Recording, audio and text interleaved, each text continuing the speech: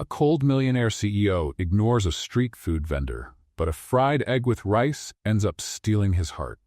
Before we start the story, tell us in the comments, what city are you watching from? And when it's over, don't forget to rate this story from 0 to 10. Enjoy. If there was a manual about cold, distant, and slightly grumpy CEOs, Henry Mitchell's face would definitely be on the cover. Owner of one of the biggest investment firms, impeccable suits, serious look, and steady steps. Every single day, without fail, he walked down Lincoln Avenue on his way to the office, ignoring everything and everyone, including a certain stubborn girl with a food cart. "Morning, Mr. Fancy Tie," she'd shout with a smile, flipping her spatula on the griddle, making the rice dance in the hot oil. Henry acted like she didn't exist. Eyes fixed on his watch, his phone, or the sky. He didn't move a muscle. And that's how life went. At least, until that night. After a nightmare of a day, filled with meetings, annoying clients, and more spreadsheets than any human should ever have to deal with, Henry finally left the building, way later than usual. And the moment he stepped onto the sidewalk, his stomach made a noise like a trapped thunderstorm. He stopped, looked down at his own belly in disbelief. And then it happened. The smell. The most outrageous, tempting, criminally delicious smell he had ever experienced. A wild mix of golden garlic, sizzling rice, and a fried egg popping in the oil. It was so powerful it felt like it had hands pulling him by the collar of his expensive suit. And guess where it was coming from? The cart. That girl's cart. The one he'd ignored for months. Emma, of course, noticed immediately. With a playful grin, she crossed her arms and said, like she already knew how the story would end, "You look like someone's starving. Want me to fix you a plate?" Henry straightened his tie, took a deep breath, and filled himself with CEO attitude. He answered, coldly and full of pride, "No thank you, I don't eat street food." What happened next was almost poetic. His stomach growled so loudly that a dog across the street started barking in fear. Emma tried not to laugh, but failed. "See, your stomach's asking for food. Doesn't matter how elegant you act. Right now your belly's the boss, Mr. Ty." He rubbed his face, looked away, crossed his arms. "No, I'm not. It's just a normal digestive noise."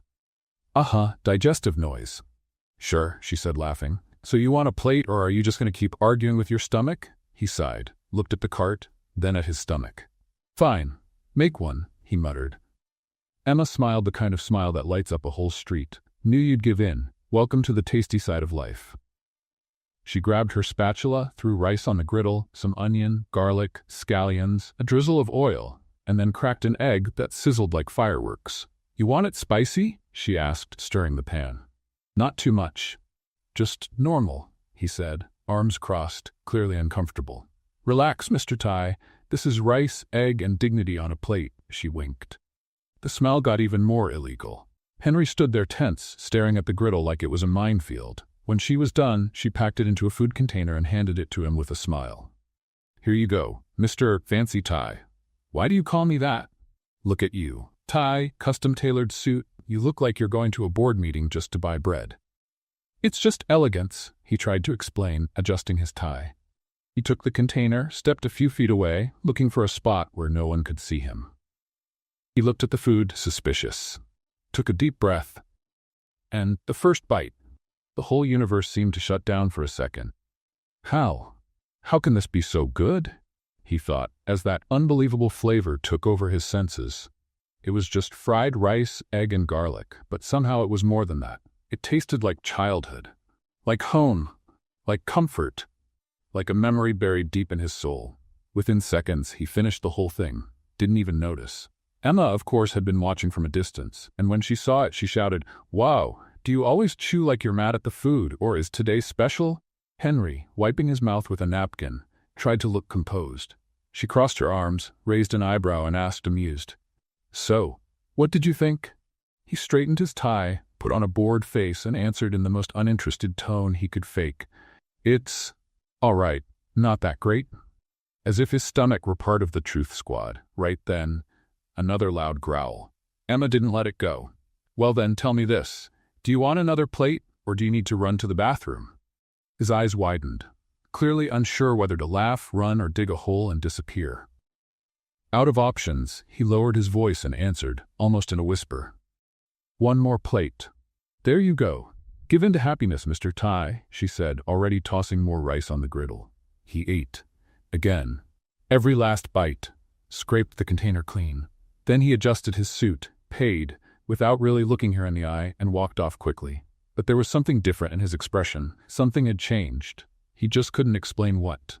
The next evening, he left the Brooks Industries building exactly at 6:30 p.m., just like always. Impeccable suit, perfectly knotted tie, steady, determined steps. The plan was simple. Walk straight past the cart, get in the Porsche, and go home. No looking. No stopping. No thinking about that fried rice and egg that had stayed with him all night. But, well, life has its ways. As he neared the corner, Henry slowed down, just a little, almost unnoticeable. Then he pretended to check a message on his phone, but really he was trying to sense something in the air. And there it was. Golden garlic, caramelized onion, rice sizzling on the griddle, and that unmistakable sound of an egg crackling in hot oil. Henry stopped, took a deep breath, looked at the cart, looked at the car, then back at the cart. Oh no, he muttered to himself, I'm not falling for this again. He took 3 more steps toward the Porsche and, well, look who's back, Emma shouted, waving her spatula like it was a magic wand. Mr. Fancy Tie couldn't resist, huh? That was it. He'd been caught. Henry froze on the sidewalk, clearly embarrassed. Emma stood there with that mischievous smile, like she already knew exactly how things would play out. I wasn't, he began, nervously adjusting his tie. I was just passing by. Sure, she nodded, pretending to be completely serious. Just passing by real slow, staring at the cart, sniffing the air, totally just passing. Henry blushed slightly. I wasn't sniffing anything. Oh no? Then why are your nostrils doing this? She exaggeratedly mimed someone sniffing the air. He instinctively touched his nose, which made Emma burst out laughing. Relax, Mr. Tai. Everybody does that when they smell my food. It's normal, it's science, it's irresistible. Henry tried to keep his cool, but Emma could see it. He was clearly struggling inside, torn between executive pride and a deep craving for that food. Fine, he said at last, like he was doing her a huge favor, just to confirm if it was really good. Emma clapped her hands. There it is, you admitted you want more. I like honest customers. It's not that I want, he protested. It's just scientific curiosity. Of course, scientific curiosity. Got it, she said, already tossing rice on the griddle. So, what does science want today? The same as yesterday. That'll do. Emma began working her culinary magic. This time Henry didn't pretend not to be interested.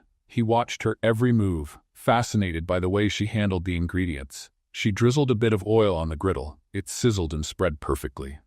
Then came the minced garlic, quickly turning golden and releasing that smell that really should be illegal. Next, the seasoned rice, stirred with precision. Where did you learn to cook like this? Henry asked, genuinely curious. From my grandmother, Emma answered, cracking 2 eggs onto the hot griddle in one smooth motion. She always said good food takes 3 things: technique, care, and a little bit of mischief. Mischief? Oh yeah, like adding a secret spice that keeps people hooked and always coming back, she said with a playful wink. Henry chuckled. Just a quiet laugh, but Emma noticed.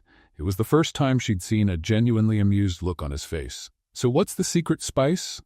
If I told you, it wouldn't be secret anymore, right? She said, flipping the eggs like a pro. But here's a hint. It's not just seasoning. It's intention. Intention? You know when you cook thinking about the person who's going to eat it, wishing they'll feel happy, full, with a warm heart? That goes into the food too. We call it soul seasoning. Henry watched her as she finished the dish.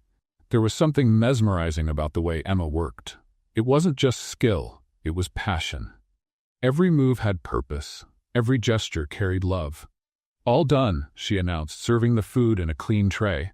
Fried rice with egg, soul seasoning included. Henry took the plate and had his first bite.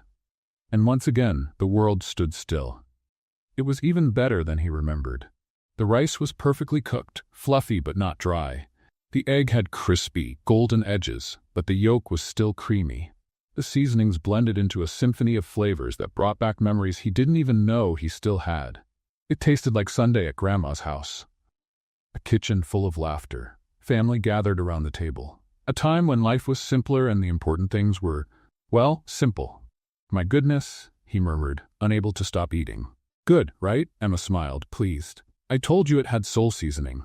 This time Henry ate more slowly, savoring every bite, but Emma noticed he was still hungry when he finished. Want some more? She asked. Well, he hesitated. Maybe just a little. Just to make sure it's still good, right? More scientific curiosity? Exactly. Emma made another plate, this time adding a few extra spices she saved for special customers. Henry ate slowly, clearly enjoying every flavor. Emma? He said after finishing. Yes. Thank you. Really, I didn't remember food could taste like this. Taste like what? Like happiness, maybe? Emma smiled and Henry felt something strange in his chest, like a frozen piece of him was starting to thaw. That's the goal, she said. Food should feed more than just your stomach. Henry paid, gave her a generous tip, and said goodbye. But this time he didn't rush off. He walked more slowly, even looked back over his shoulder and waved before getting into the car. And that's how the most unexpected habit in Henry Brooks's life began. The next day, he showed up again. And the day after. And the next. Always with the same excuse. Just making sure it's still good. But Emma noticed the changes. Each day he seemed a little less tense, smiled a bit more, stayed a little longer to chat while he ate.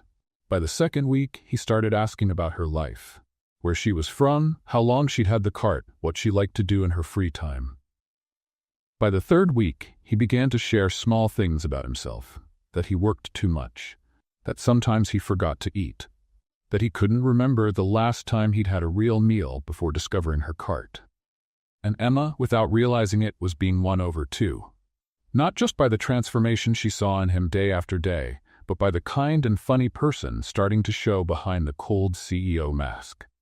Henry had a dry sense of humor that made her laugh. He asked smart questions about cooking, and he always praised her food like it was the best thing he'd ever tasted.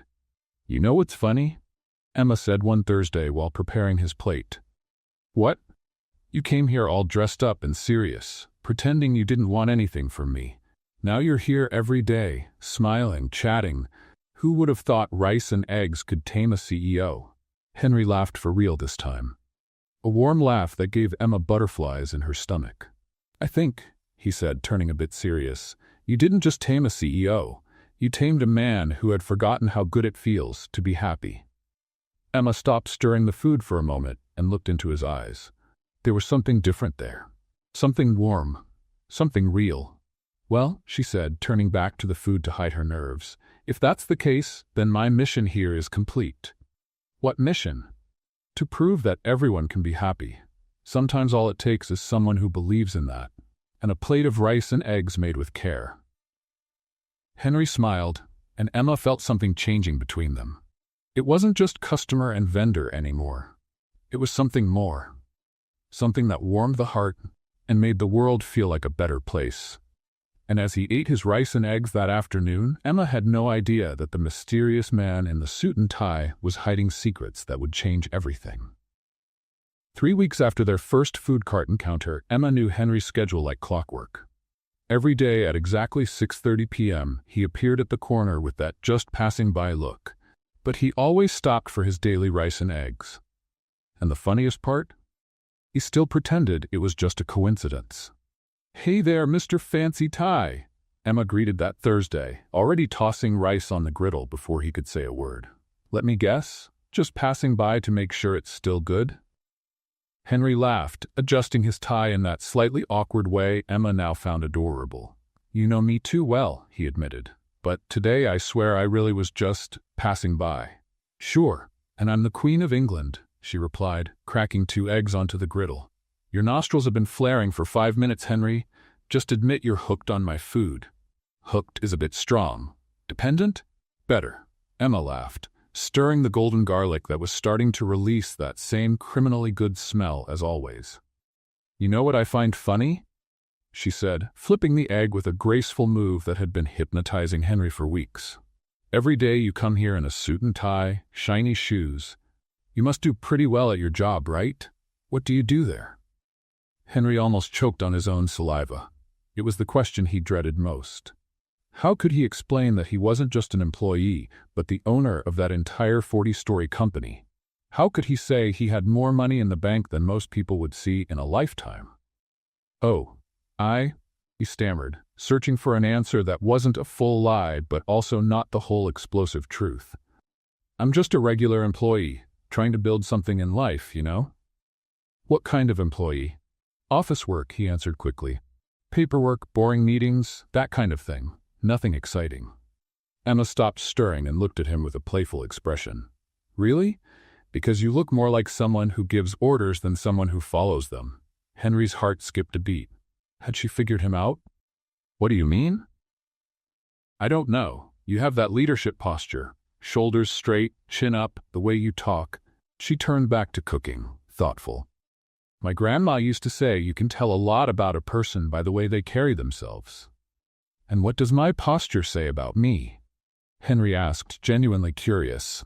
That you're used to responsibility, to making important decisions, and, she winked, that you're pretending to be more ordinary than you really are. Henry swallowed hard. Emma was more observant than he thought. Maybe I just have good posture. He tried to steer the conversation elsewhere. Could be, she agreed, though Henry noticed she wasn't fully convinced. So, office worker, how long have you been there? About a few years, he answered vaguely. Technically not a lie. He'd founded the company 5 years ago. Do you like what you do? Henry paused to think. It was a strange question.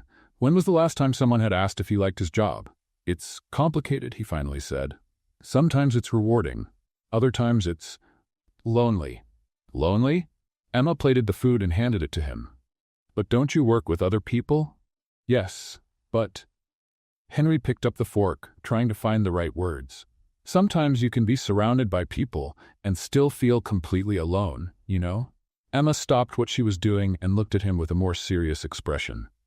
Wow, that's kind of deep, Fancy Tie. Sorry, didn't mean to get dramatic. No, it's interesting. It's just, you seem to carry a lot on your shoulders for someone who's just an office worker. Henry took a bite of the rice and eggs, using the food as an excuse not to answer right away. As always, the taste transported him somewhere lighter, simpler. And you? He asked, changing the subject. Did you always want to have a food cart? Oh no. Emma laughed. My real dream is to have a restaurant, a small, cozy place where people come not just to eat, but to feel at home. Why don't you go for it? Mostly money, she shrugged. A restaurant needs startup funds, licenses, it's expensive. But I save a little every month, maybe someday. Henry felt a strange tug in his chest. There was this talented woman with a real dream, fighting for every penny to make it happen, something he could fund without even noticing the expense. I'm sure you'll get there, he said sincerely. Your food is amazing. Any restaurant would be lucky to have you. Emma blushed a little. Thanks, really. Sometimes you need to hear that from someone. Hear what? That your dreams make sense, that they're not silly. They were quiet for a moment, Henry eating and Emma tidying up her tools. But it wasn't an awkward silence. It was warm. Can I ask you something? Emma finally said. Sure. Why do you always eat alone? I never see you with friends, family, a girlfriend. Henry almost choked. I don't have a girlfriend, he answered quickly. Why not? Handsome guy, well-dressed, polite, she ticked off her fingers. You must have a line of admirers. It's not that simple. Why not? Henry thought about how to explain it without sounding pathetic. How could he say that most women who showed interest in him were more into his bank account than the person? It's hard to know if people like you for who you are or for what you represent. Emma frowned. What you represent? You're an office worker, Henry, not the president. He let out a bitter laugh. Sometimes people get the wrong idea because of how you look, how you dress. They imagine things that aren't true. Like what? That you have more money than you really do. That your life is glamorous. That you can offer a lifestyle that, well, maybe you can't. Emma studied him for a moment. You know what I think? What? I think you're running from the wrong people and forgetting there are the right ones. What do you mean? If someone only cares about your money or status, then they're not worth it. But there are people who care about character, kindness, a good sense of humor, she smiled, and the cute way someone eats rice and eggs. Henry laughed for real. Cute? You make this super focused face like it's the most important thing in the world. It's kind of adorable. Adorable? He repeated, surprised, completely. They looked at each other for a moment that lasted a bit too long. Henry felt something stir in his chest, something warm and unfamiliar. Emma? Yes? Thank you. For what? For seeing past the tie. Emma smiled, and Henry felt himself falling in love. Not just with the food, but with the amazing woman who made it. The woman who saw him as a person, not a title or a bank balance. And right then, he made a risky decision. He would keep being just Henry, the office worker, the simple man trying to build something in life. Because for the first time in years, someone was falling for who he truly was beneath all the success and money. And he wasn't ready to lose that, even if it meant living the biggest lie of his life. It was a quieter Friday when Henry arrived at the cart and saw Emma organizing some old photos in a small shoebox. She smiled when she saw him, but there was something different in her eyes, a mix of nostalgia and pride. "Look who's here, my most punctual customer," she teased, quickly putting the photos away. "The usual?" "Always," Henry confirmed, curious about the pictures. "Can I ask what those photos were?" Emma hesitated for a second, then smiled and pulled out one of the photos. "My sister Sophia. She's 16 and the smartest person I know." Henry looked at the photo, a smiling girl holding a school diploma. "She's beautiful. She looks like you." "She's much better than me," Emma said with genuine pride. "Top of her class, wants to be a doctor. She's in her last year of high school and already dreaming of med school." "That's amazing. Where does she study?" "At a private school nearby. I got her a partial scholarship, but I still have to pay part of the tuition." Henry started to understand the bigger picture. Emma worked every day, rain or shine, to support her sister's dream. "And your parents?" Emma was quiet for a moment, stirring the rice on the griddle. "My dad disappeared when Sophia was 5. My mom, she passed away 3 years ago." "Emma, I'm sorry." "Thank you," she smiled sadly. "It was a tough time. I was 19, Sophia was 13. Suddenly I became a mom, a dad, a sister, all at once." Henry felt a tightness in his chest. While he was building a business empire, Emma was raising a child on her own. "How did you do it? I mean, you were so young to take on so much." "Oh, it was intense," Emma said, cracking eggs on the griddle, the familiar sound echoing on the corner. "At first I worked 3 jobs, cleaning in the morning, retail in the afternoon, and at night I made cakes to sell." 3 jobs? Yep. I slept maybe 4 hours a night, if that. But Sophia needed me, you know. She couldn't fall behind in school. She couldn't stop dreaming of college just because life was unfair to us. Henry stopped eating, completely absorbed by her story. "And the food cart? How did that idea come up?" Emma smiled, a happier memory lighting up her face. "Would you believe it was Sophia's idea? I was exhausted, running between jobs, barely making anything. One day I came home crying because I lost the job at the store. Sophia saw me there, a mess, and said, 'Emma, you cook better than any restaurant in this city. Why don't you sell your food?' And you believed her?" "At first, no. It seemed impossible. But then she showed me some YouTube videos of people who started with food carts and now have famous restaurants. She convinced me." Emma flipped the eggs with that same precision Henry already admired. "We used our savings, which weren't much, bought this used cart and started selling in front of her school on weekends. That first day, we only sold 2 plates. And now? Now I sell about 50 plates a day. I was able to quit my other jobs and focus only on this. Sophia's staying on top of her schoolwork. We can pay the rent, and there's even a little left to save for the restaurant dream." Henry finished his plate in silence, taking in everything he had just heard. Here was a woman who had turned tragedy into determination, hardship into opportunity. While he spent his days in endless meetings, discussing investments that didn't really affect his life, Emma was building something real, something that mattered. "You're amazing, Emma," he said, genuinely moved. "Oh, come on," she laughed, a little embarrassed. "I just did what anyone would do." "No, that's not true. A lot of people would have given up, but you didn't. You kept going, and look how far you've come." "I still have a long way to go, but thank you. Sometimes it's nice to hear that." Henry looked at Emma, really looked. He saw the calloused hands from so much work. He saw the tiredness hidden in her smile. He saw the quiet strength of someone who never had a choice but to be strong. And suddenly his own life felt empty. He had everything money could buy, but what Emma had: purpose, real connection, the satisfaction of knowing every day's work meant something. That he didn't have. Emma? Yes? Have you ever thought about expanding? I mean, your food is incredible. You could. Slow down, Mr. Fancy Tie, she laughed. First, I want to make sure Sophia finishes school. Then we'll see what the future holds. Henry paid for his meal, left a generous tip as always, and said goodbye. But instead of heading straight to his car, he decided to walk a bit to think about everything he had just heard. And that's when he saw it. Posted on a street pole at the corner was a colorful flyer that caught his eye. National Street Food Competition. Show your talent. Prize, $50,000 and culinary consulting. Sign up by April 15. Henry stopped and read the flyer twice. $50,000. Culinary consulting. It was exactly what Emma needed to make her dream of a restaurant come true.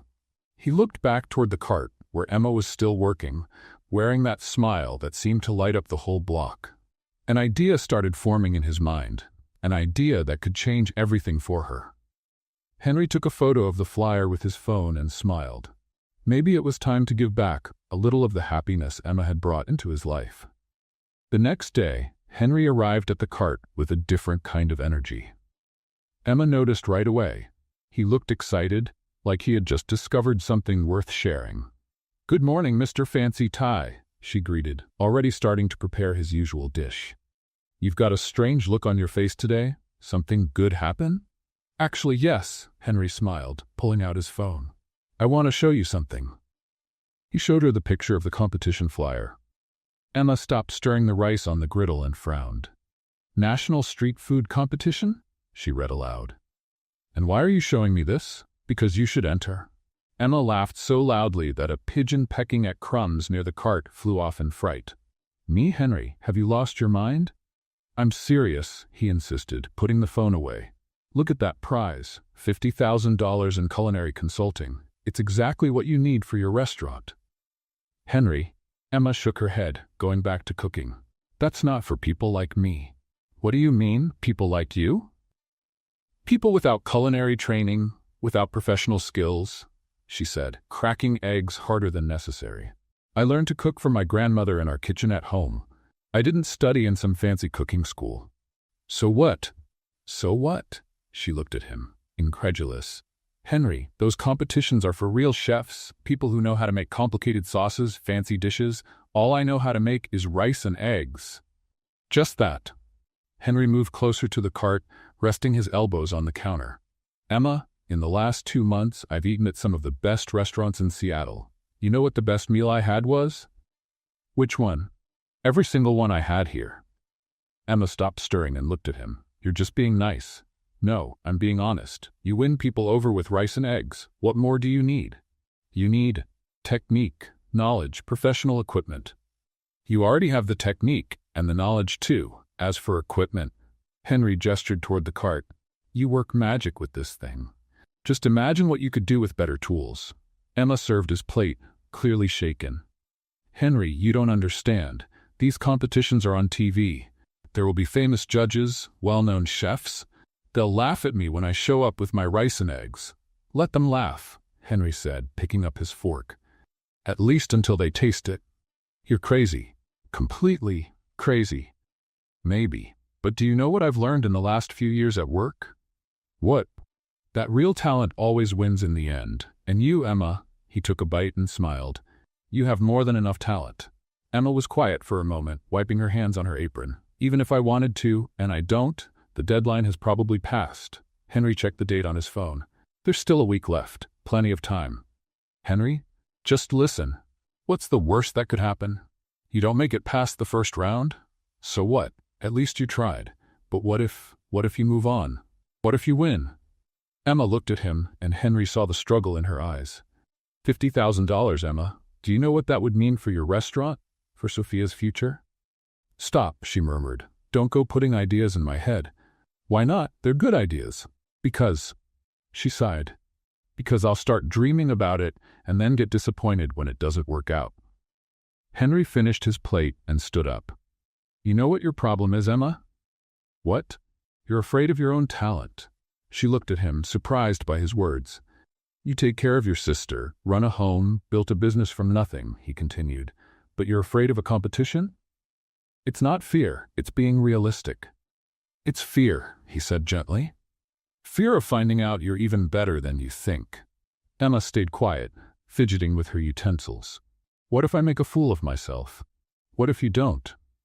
They looked at each other for a long moment. Henry could see Emma fighting with herself, the part of her that wanted to dream against the part that had always played it safe. I'll think about it, she finally said. That's all I'm asking. Henry paid the bill and said goodbye, but stopped after a few steps. Emma? Yes? Sophia would be proud of you for trying, no matter what happens. And with that, he walked away, leaving Emma alone with her thoughts and an idea she couldn't get out of her head. The next few days were quiet torture. Emma cooked while thinking about the competition. She served customers, imagining judges tasting her food. At night, she dreamed of awards and disappointments. Henry showed up every day, but didn't bring it up. He just praised the food, like always, and watched as Emma wrestled with her decision. It was Thursday when Sophia came to the cart after school. Emma, you've been acting weird this week. Did something happen? Emma told her about the competition and Henry's suggestion. Sophia listened silently, then smiled. Are you going to sign up? I don't know. It's risky. You know what Mom used to say? What?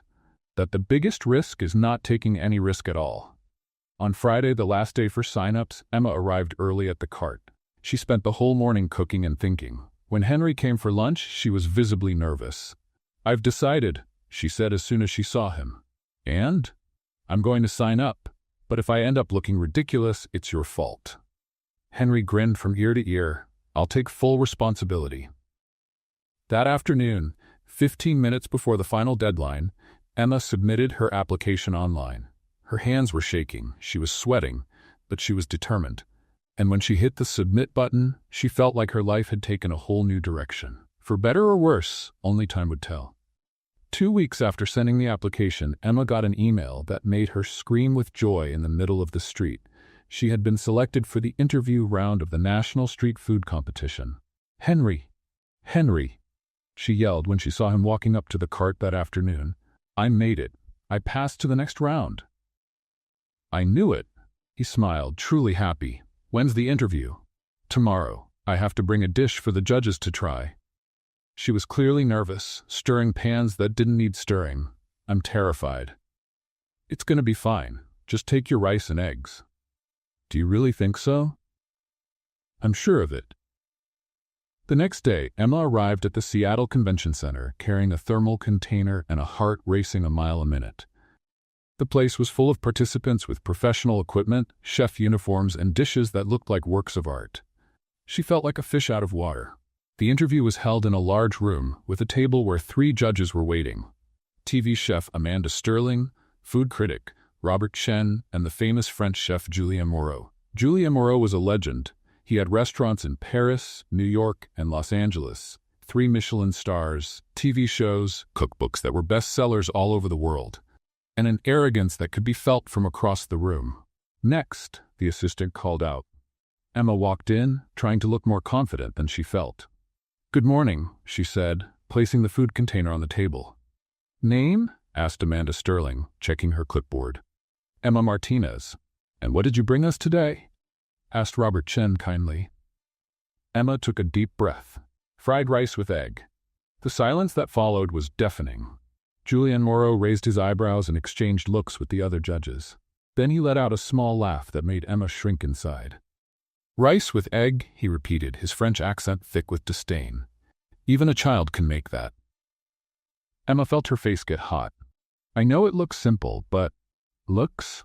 Ma chérie, it doesn't look simple. It is simple, Julien interrupted, not even bothering to taste it. This is a national competition.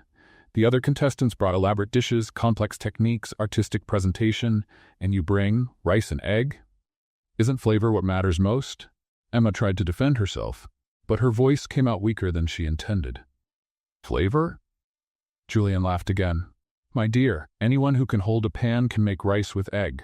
Where is the innovation? The technique? The creativity? Amanda Sterling picked up a fork and tasted a small bite. Her expression softened slightly. Actually, it tastes pretty good. Of course it tastes good. Julien cut her off. It's rice and egg. There's salt, there's fat. This isn't about tasting good. It's about taking food to an artistic level. Robert Chen also took a bite and nodded approvingly. There's something special in this dish. The seasoning is really well balanced. You're both being far too generous, Julien waved off his colleagues' opinions.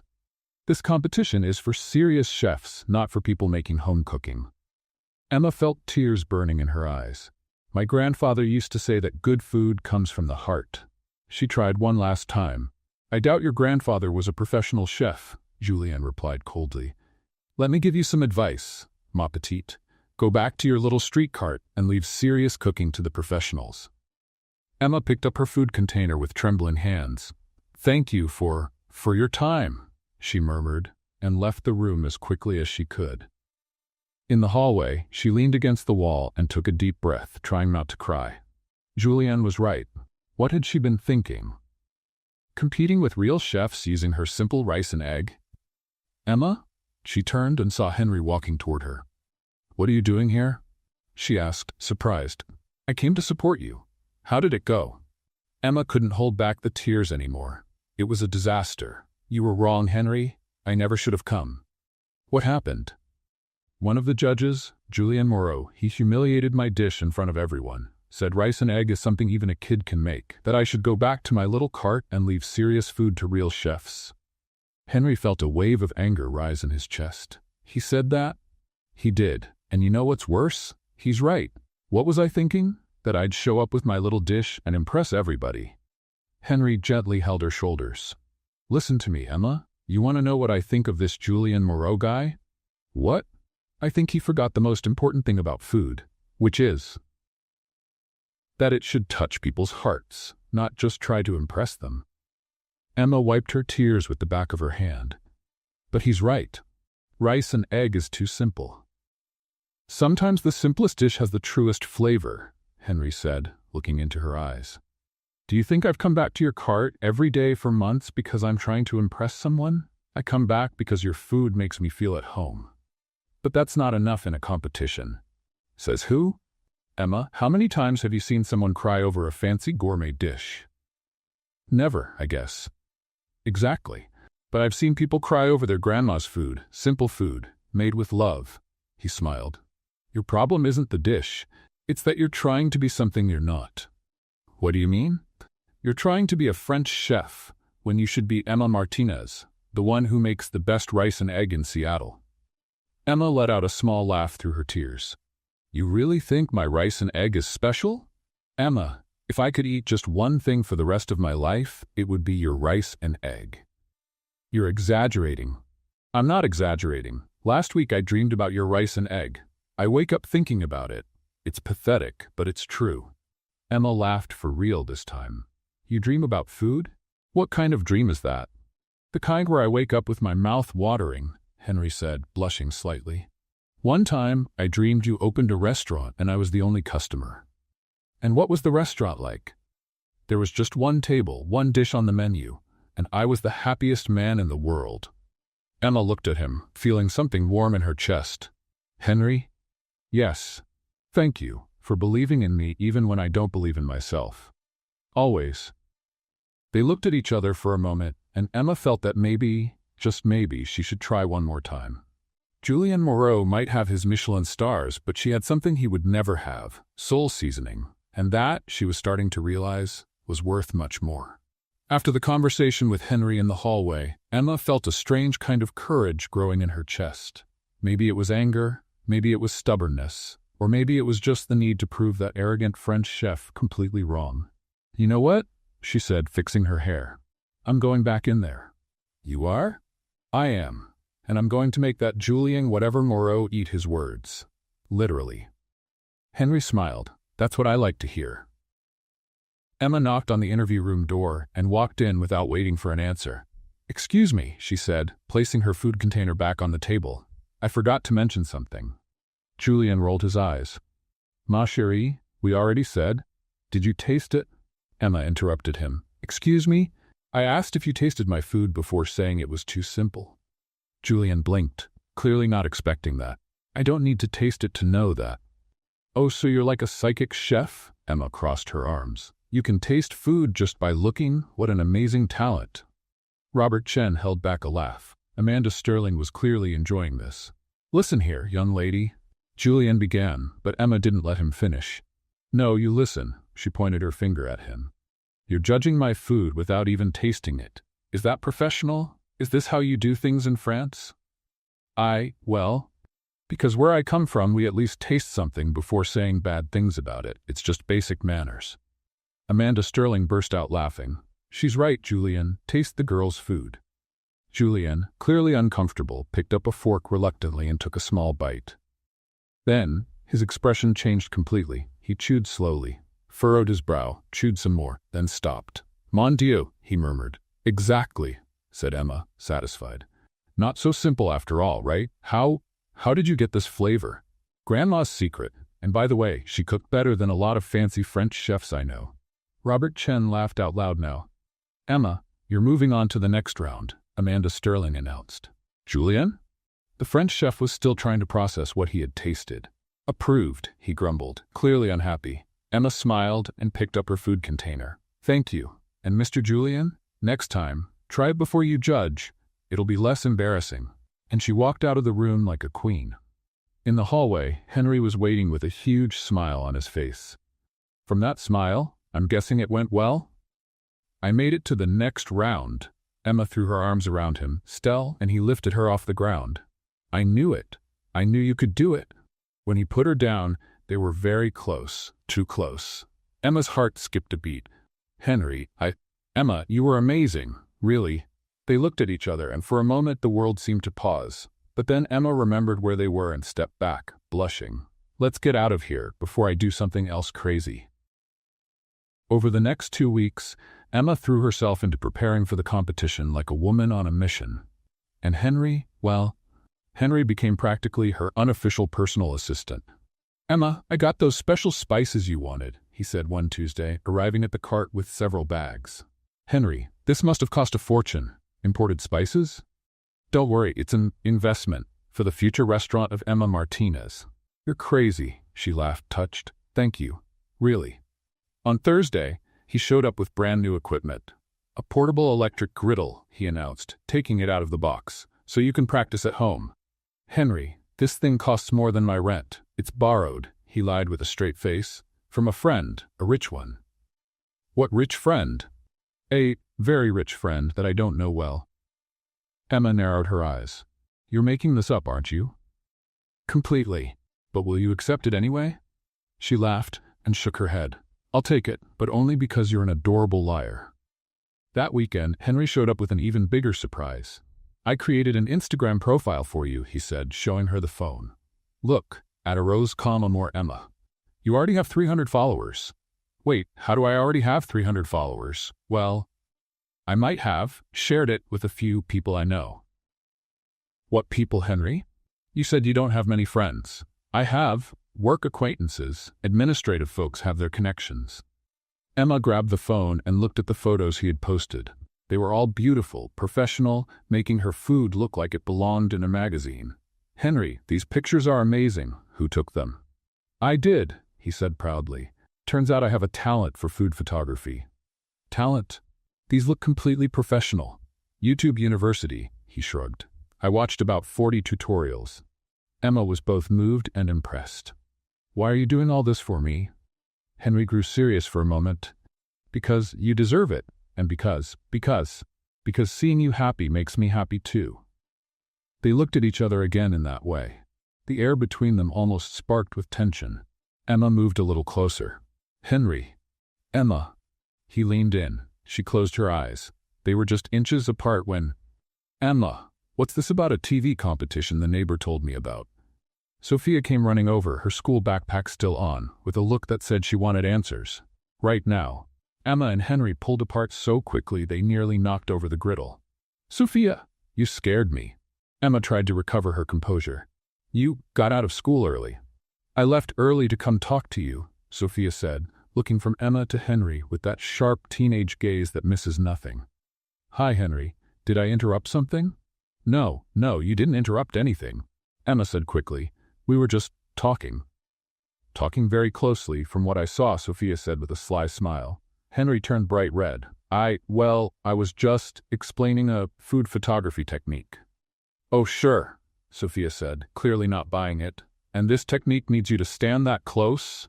"Sophia," Emma protested. "Relax, sis. I like Henry. He seems like a good guy," Sophia said, winking at him. "Just don't do that kind of stuff in front of the cart. It's bad for business." Emma was mortified. Henry looked like he wanted to hide behind the griddle. "Now tell me how the competition interview went." Sophia crossed her arms. And just like that, with Sophia asking 100 questions and Henry pretending to reorganize the spices for the 10th time, the romantic moment vanished completely. But Emma couldn't stop smiling. Because for the first time in her life, she had someone who believed in her. Someone who was willing to invest time, money, and energy in her dreams. And judging by the way Henry looked at her, maybe, just maybe, he felt something more than friendship. The problem was, she was starting to feel it too, and it was getting harder and harder to ignore. If there had been a contest for most nervous person in the universe, Emma would have won by a landslide that Saturday morning. She arrived at Pier 70, the competition location, at 6 in the morning, pushing her cart through the still empty streets of Seattle. The event wouldn't start until 9, but she needed time to calm herself down, or at least try. "Deep breath, Emma. It's just a national competition being broadcast live to 3 million people. No pressure at all," she muttered to herself. When she got there, she stopped and widened her eyes. The pier had been transformed into a full-blown food fair. Colorful tents, cameras everywhere, a swarm of producers rushing around with clipboards and headsets. And the other competitors. Oh dear. Emma looked around and wanted to crawl under her cart. To her right was a food truck that looked like it had been pulled straight out of a design magazine. All black and gold, with the name Gourmet Fusion written in elegant letters. The chef, a man with a hipster beard and leather apron, was organizing ingredients Emma didn't even recognize. To her left, a huge red trailer with a kitchen that looked more high-tech than a NASA lab. The chef, a blonde woman in a spotless uniform, was testing what looked like a culinary blowtorch. And behind her, the most intimidating of them all, a food truck that looked like a luxury restaurant on wheels. Mirrored windows, an internal sound system, and even a TV playing videos of the chef's dishes. And then there was Emma, with her peeling blue cart, 2 pots, a slightly crooked griddle, and an umbrella that had definitely seen better days. "Can I help you?" a producer asked, approaching with a polite smile that didn't quite hide her confusion. "Are you a contestant or a local vendor?" "Contestant," Emma replied, trying to sound confident. "Emma Martinez." The producer checked her clipboard, clearly surprised. "Oh, you're the street cart one. That's me. How interesting. Well, your space is over there," she said, pointing to a tiny spot between 2 massive food trucks. "Good luck." Emma pushed her cart to her little corner and tried not to feel like David facing several Goliaths at once. "Hey there," said the hipster chef from the gold food truck. "First time in the competition?" "Yeah. And you?" "Third time. Marcel Dubois," he said, extending his hand, "executive chef at 5 restaurants in San Francisco." "Emma Martinez, executive chef of 1 cart." Marcel laughed, clearly thinking she was joking. "Funny. So what's your specialty?" "Fried rice with egg." Marcel's laugh stopped short. You're serious?" "Completely." Marcel blinked a few times, then gave a nervous little chuckle. "That's bold, very minimalistic." "It's one way to put it," Emma agreed. From the other side, the blonde chef walked over. "Victoria Ashford," she said, holding out a perfectly manicured hand. "Graduated from the Culinary Institute of America." "And you?" "Emma Martinez, graduated from Grandma's University." Victoria frowned. "Not familiar with that one." "That's because it's just a kitchen, with a very wise grandma." Victoria smiled politely, but Emma saw her exchange a look with Marcel. At exactly 9 a.m., the cameras started rolling and the host, a tall man with a made-for-TV smile, kicked off the show. "Welcome to the National Street Food Competition. Today, 10 talented chefs will compete for the grand prize of $50,000. The crowd of spectators cheered. Emma gave a small wave, feeling completely out of place. "Chefs, you have 2 hours to prepare your best dishes. Your time starts now." And that's when chaos broke out. Marcel fired up equipment that sounded louder than a jet engine. Victoria started flambeing something with her blowtorch. The chef with the giant food truck cranked up some electronic music that made the whole pier shake. And Emma tried to light her stove. Tried once. Nothing. Tried twice. Still nothing. On the third try, a tiny spark, and then nothing again. No, no, no, she muttered, turning the knob desperately. The stove was completely dead. Emma felt panic rise in her throat. Around her, the other competitors were already cooking like their lives depended on it. The clock showed 1 hour and 55 minutes. "Everything okay over there, Emma?"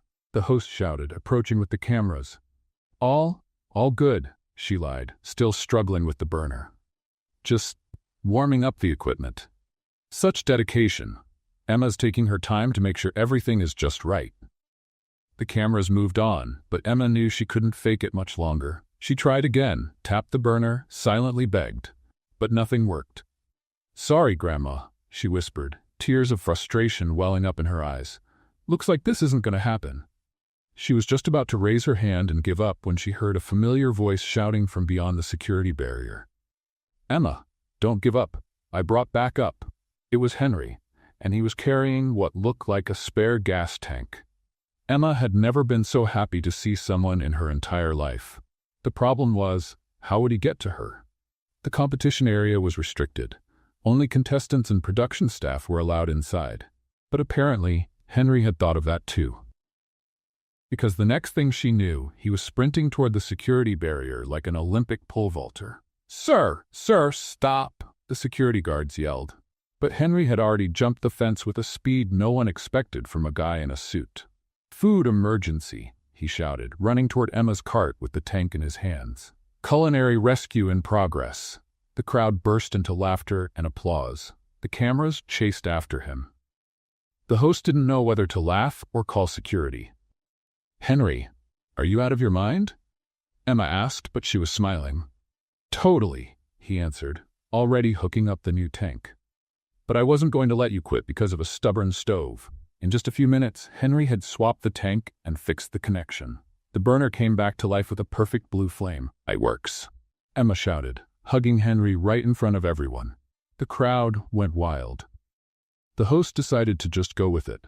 And that, folks, is how you pull off a culinary rescue. "Henry, do you have experience with kitchen equipment maintenance?" "I've got experience making sure Emma doesn't give up on her dreams," Henry replied, still wrapped in Emma's emotional hug. And with that, he jumped back over the barrier and was escorted out by security. But not before shouting, "Go, Emma! Show them the power of egg-fried rice." Emma wiped her tears, lit the burner, and smiled at the cameras. After the most epic culinary rescue in the history of cooking competitions, Emma had 1 hour and 40 minutes on the clock, and a level of determination that could move mountains, or at least make the best egg-fried rice in the universe. "Let's do this, Grandma," she whispered, lighting the fresh burner. "Time to show these chefs that soul seasoning isn't something you learn in school." The perfect blue flame roared to life, and Emma felt like her grandmother's spirit was right there, guiding her hands. Across the competition area, Julien Moreau had completely stopped what he was doing. He was watching Emma with an expression that hovered between disbelief and curiosity. "Chef Julien?" his assistant asked. "Aren't you finishing the beurre blanc sauce?" Julien murmured, eyes still locked on Emma. "I'm observing an interesting technique." Which, of course, wasn't true. Emma was literally just heating oil on a griddle. But there was something about the way she moved, a quiet confidence that was completely different from her earlier nerves. Emma began her cooking dance. First came the garlic, finely chopped, golden, and fragrant. The smell drifted through the air, and even the other competitors started sniffing around. "What is that smell?" Victoria asked, pausing her modern art-level vegetable sculpture. "Garlic," Marcel answered, stopping in the middle of plating his tuna carpaccio with caviar. "Garlic? Just garlic? How can it be so strong?" Meanwhile, Emma added the onions, sliced thin, slowly caramelizing. She stirred with a grace that felt like a dance, every move precise yet natural. Julien moved closer, pretending to check his own ingredients. "Impossible," he muttered. "She's making fried rice." "Yep, chef," his assistant said. "Very basic." "No, look how she controls the heat, the timing, Julien stopped himself, realizing he was praising the technique he had mocked earlier. Emma tossed the rice onto the griddle. Not just any rice. This was rice she had cooked the night before and chilled, giving it the perfect texture for frying. Each grain stayed separate, dancing on the hot surface. "Oh my goodness," someone in the crowd shouted. "Look at that rice jump." The host approached with the cameras. "Emma, can you walk us through your technique?" "It's simple," she said, still stirring. "The rice needs to be cold, the griddle nice and hot, and you have to stir with love, not with hurry." "Stir with love?" "Every grain matters. If you mistreat one, the others get sad." In the crowd, Henry was still being held back by 2 security guards, but he was shouting words of encouragement. "That's it, Emma. Show them what happy rice can do." "Sir, you need to stay quiet," said one of the guards. "Impossible. My friend is making history." Emma heard him and smiled, not missing a beat. She added a drizzle of soy sauce. Then, fresh scallions, chopped at the last second to keep their bright green color. And then, the big moment, the eggs. She made a well in the center of the rice, like a little crater. She cracked 2 eggs right into it, their golden yolks spreading like tiny suns. "Crater technique," Marcel noted, clearly impressed in spite of himself. "Very clever." "It's just common sense," Victoria replied, but she was watching closely too. Emma folded everything together, incorporating the eggs with steady, gentle movements. The result was a golden, creamy mixture that smelled like comfort and happiness. 15 minutes left, the host announced. Emma was perfectly on time. She tasted the rice with a spoon, adjusted the flavor with a pinch of salt and a drop of sesame oil. "Done," she said, turning off the heat. Around her, the other competitors were in full panic mode. Marcel was trying to plate 3 dishes at once. Victoria was flambeing something that looked dangerously close to setting her food truck on fire. And Emma was calmly plating her egg-fried rice onto plain white dishes that made the food shine. "Time's up." The judges stepped forward for the tasting. Along with Julianne Moreau, there were Amanda Sterling and Robert Chen, and a surprise, a special guest judge, TV chef Marcus Williams. "Let's start with Marcel," Amanda announced. Marcel presented his bluefin tuna carpaccio with Osetra caviar and sake reduction. It looked like a painting. "Technically perfect," Marcus said. "Flawless presentation." "But it lacks soul," Robert added. "It's beautiful, but it doesn't move me." Julianne just nodded, not wanting to take a side. Victoria brought her vegetable sculpture with black truffle foam and edible flowers. It literally looked like modern art. "Innovative," Amanda said. "Very creative." "But is it food or decoration?" Marcus asked. "I'm confused." Then it was Emma's turn. She walked up with her 3 simple plates of egg-fried rice. No fancy decorations, no edible flowers or foams, just golden, creamy rice that smelled like home. "Emma Martinez," she announced. "Fried rice with egg. My grandmother's recipe, made with simple ingredients and a lot of love." Julian rolled his eyes but picked up his fork. "Bon," he murmured, clearly not expecting much. He took a bite and stopped. He chewed slowly, a puzzled look spreading across his face. "My goodness," he whispered. Amanda tasted it too, and her eyes went wide. "My goodness, this is surprisingly emotional," Robert added, visibly moved. "How can something so simple feel so deep?"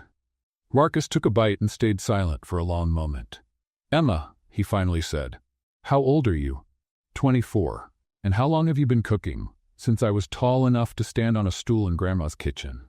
This isn't just food. It's memory. It's feeling. It's love," Amanda said, wiping a tear from the corner of her eye. "I can feel the love in this dish." Julian kept chewing in silence, his expression growing more surprised. "Julian?" Amanda asked. "What do you think?" The French chef looked at Emma, then at the plate, then back at Emma. I must admit," he began, clearly fighting his pride. "Maybe. It's not so simple after all." The crowd burst into applause. Henry managed to break free from security and shouted, "That's right! Emma, you're amazing!" Emma smiled, tears of joy in her eyes. "Thank you," she said. "But it wasn't me. It was Grandma. She's the one who deserves the credit." "No," Julianne said, surprising everyone. "The technique may come from your grandmère, but the execution, the passion, that's all you." And for the first time since meeting the arrogant French chef, Emma saw something like respect in his eyes.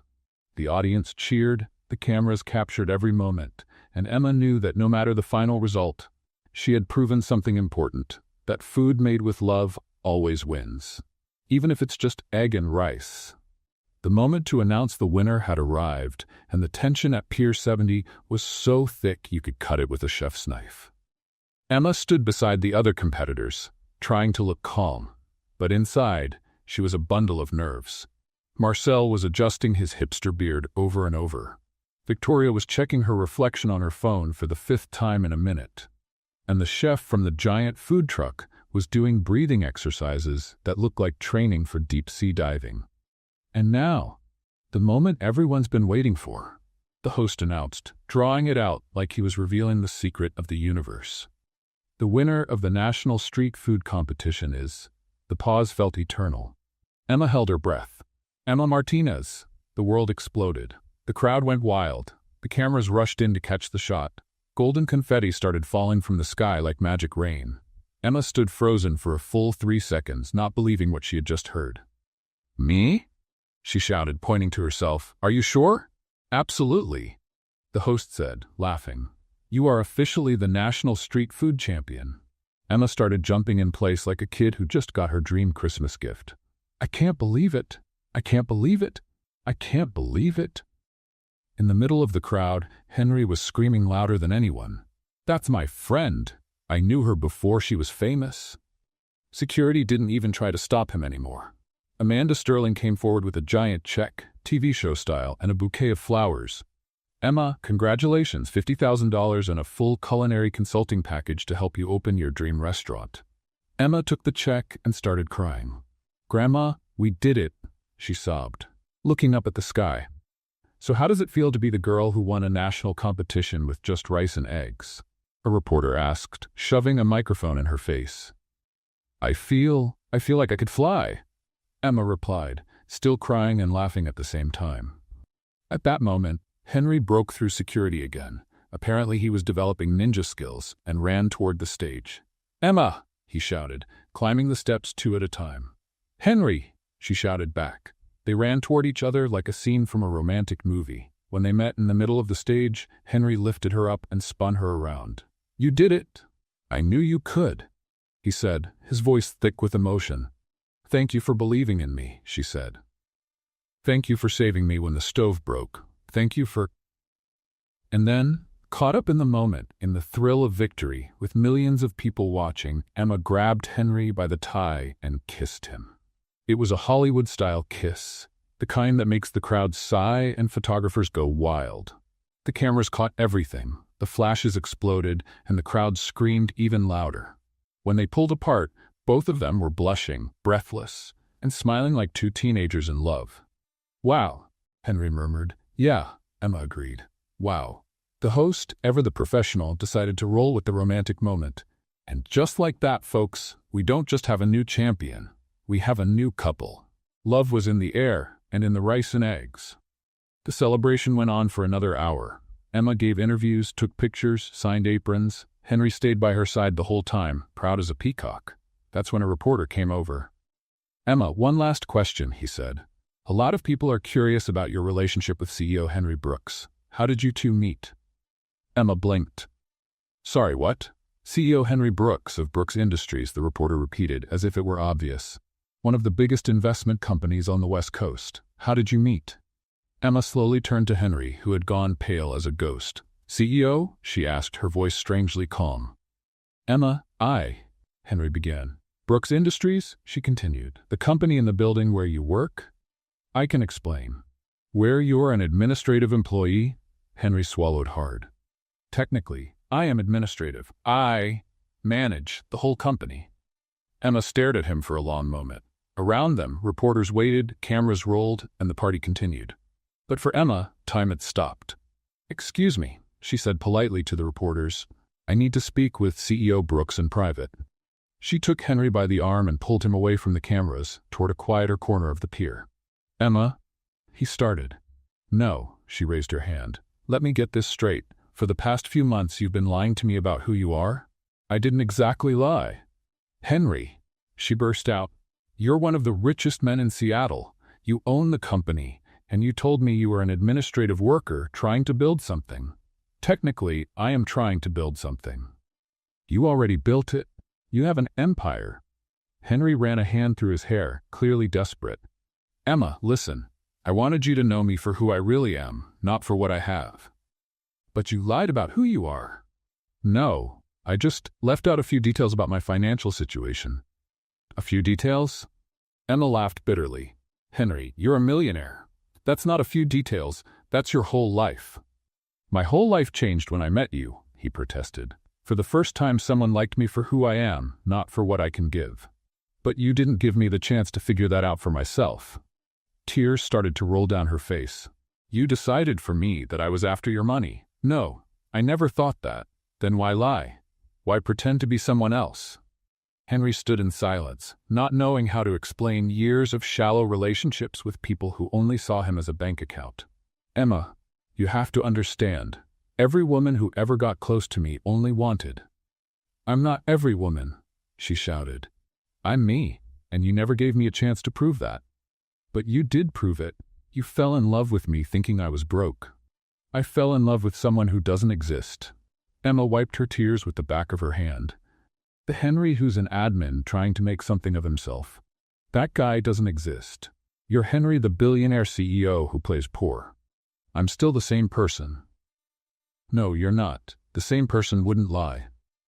Henry felt the ground fall out from under him. Emma, please. What I feel for you is real. What we had together was real. Emma looked at him for a long moment, and Henry saw the exact moment she made her decision.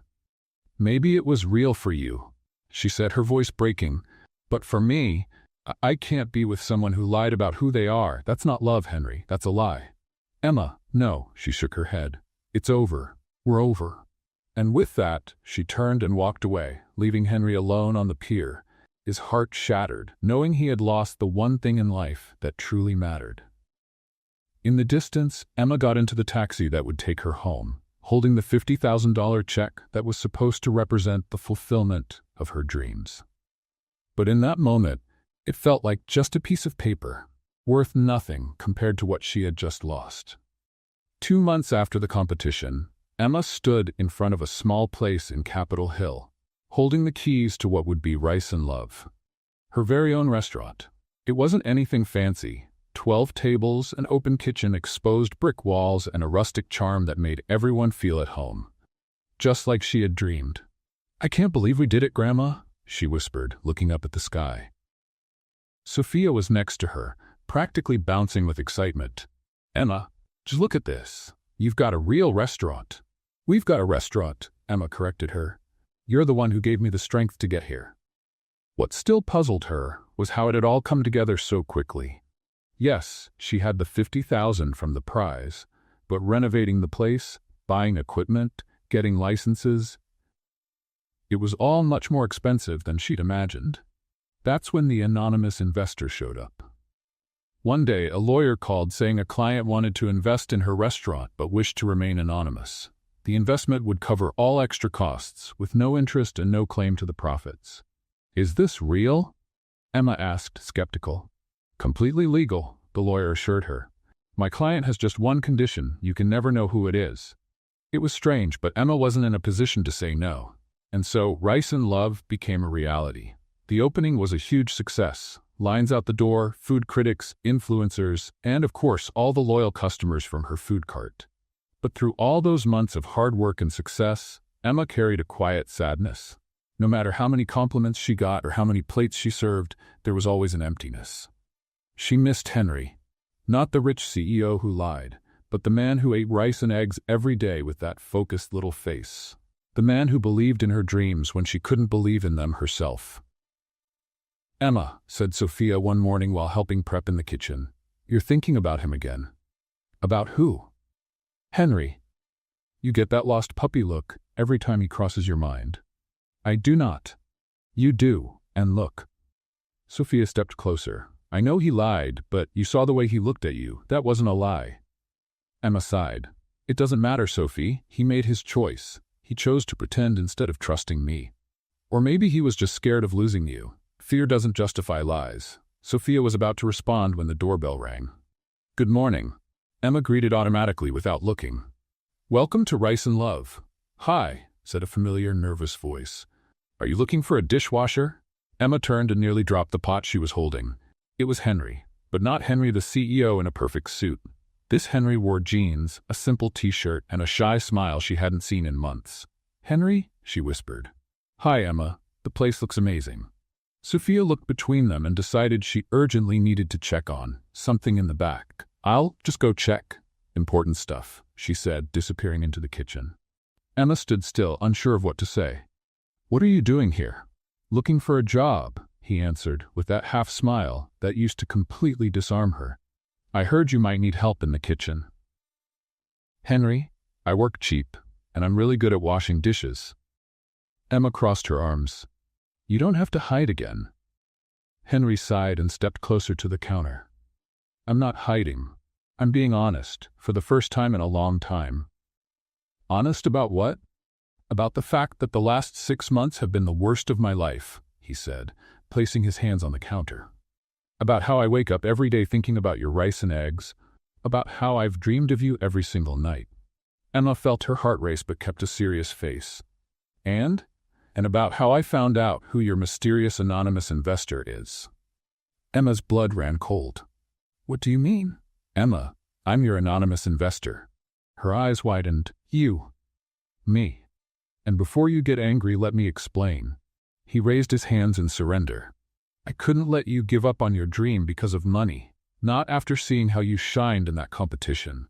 Henry, I know you don't want anything to do with me. I know I messed everything up, but I never stopped cheering for you, even from afar." Emma looked at him for a long moment. "You invested in my restaurant?"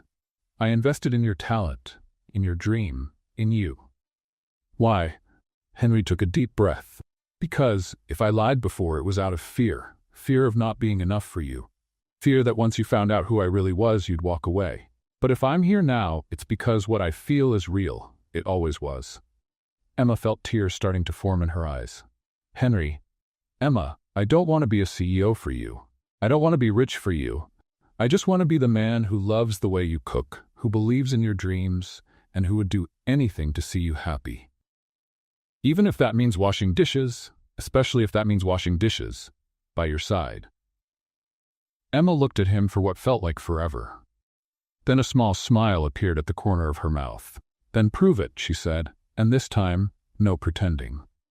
"No pretending," he agreed, "no lies. And starting as a dishwasher for real." Henry laughed. "Deal. But can I ask for a raise later on? We'll see what kind of employee you are first." They looked at each other and laughed, and then Henry leaned over the counter and kissed her. It was a sweet, honest kiss, full of forgiveness and new beginnings. When they pulled apart, Sophia appeared, clapping her hands. "Finally! You two are more stubborn than mules." 3 months later, on what seemed like an ordinary Thursday night, Henry showed up at the restaurant with a bouquet of flowers and a mysterious smile. "What's this?" Emma asked, a little suspicious. "Can you close the restaurant a little early today?" "Why have a surprise?" An hour later, Rice and Love had been transformed into a romantic version of itself. Candles, rose petals, soft music, and only one table in the center. "Henry, what did you do?" He guided her to the table, where there were 2 plates of the famous rice and eggs. "Emma Martinez," he said, kneeling beside the table, "you taught me that the simplest ingredients can create the most extraordinary flavors." Emma put her hands over her mouth. "You taught me that real love doesn't need pretending or lies. It just needs to be real." He pulled a small box from his pocket. "Will you marry me? And before you answer, I promise I won't wash the dishes anymore once we're married." Emma laughed through her tears. "Only if you promise to keep eating my rice and eggs every day. Forever." "Then yes." 6 months later, on a beautiful beach in Maui, Emma walked toward a small altar set up in the sand, wearing a simple dress and the brightest smile in the world. Henry waited in a tuxedo, tears of happiness in his eyes. Sophia sat in the front row, crying proudly, holding a bridesmaid's bouquet and a sign that read, "I knew it from the start." And when the priest asked if Emma would take Henry as her husband, she looked into his eyes and said, "I do. Forever.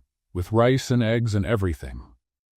The next day, back at the restaurant, a famous food critic came in for a review. "It's just rice and eggs, right?" she asked, looking at the menu. Emma, now wearing a wedding ring that sparkled like her happiness, smiled. "Just wait until you try it." And when the critic took her first bite, Emma saw that same look of surprise and emotion in her eyes that she saw in everyone who tasted her food. Because in the end, the secret was never the rice or the egg. It was the love, and love, when it's real, flavors everything. What did you think of Henry and Emma's story? Let us know in the comments. Rate this story from 0 to 10. What's your score? Don't forget to subscribe and hit the bell to follow all our stories, and click here on the final screen to watch more emotional stories.